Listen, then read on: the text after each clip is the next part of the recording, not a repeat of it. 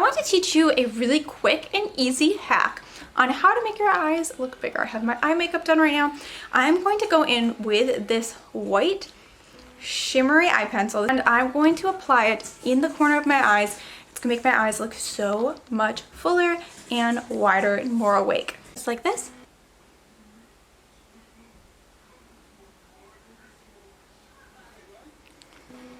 Okay, now you can already see how full and wide awake and open this eye looks versus this one. So, look at this one. And then this one. It just really opens up your eyes. And if you have small, tiny eyes like me, this is such a great hack. It only takes a couple seconds. And this pencil is so shimmery and beautiful. Look at that. Love.